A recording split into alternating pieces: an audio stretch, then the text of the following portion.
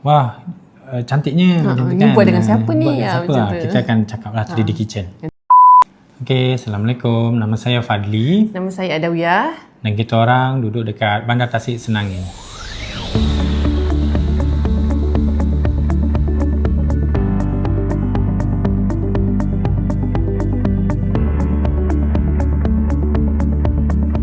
Hari tu ada orang suggest kan? Ya, ada orang suggest sebab mereka pun guna 3D Kitchen cabinet ni punya servis. Lepas tu dia suggest kat kita orang untuk try, dan masa tu kita orang baru beli rumah, so tak tahu lagi mana kitchen cabinet yang sesuai. So mereka suggestkan lah 3D Kitchen tu.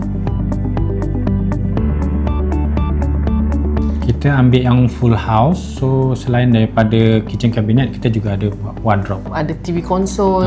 Kat sini kita ada 4 bilik. Tiap bilik tu memang ada wardrobe kecuali bilik nombor 3 untuk playroom diorang lah.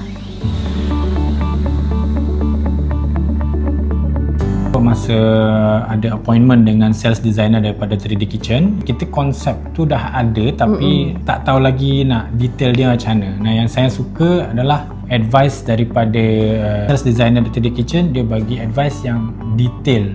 Masa saya jumpa tu memang rumah ni dah 60% nak siap. Masa dia advice colour tu, buat kitchen tu saya punya lantai tu colourful sikit, so dia suggest untuk colour yang earth, yang natural, yang contrast lah dengan lantai. So memang sesuai lah masa dapat drawing tu.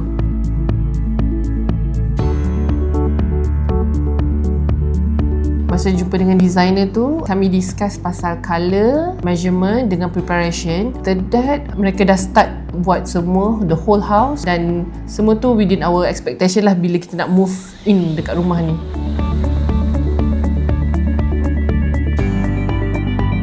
Alhamdulillah kita puas hati kan? Betul. Apa yang kita bincang dengan sales designer, dengan apa yang kita tengok sekarang ni memang sesuai expectation kita lah. So very satisfied.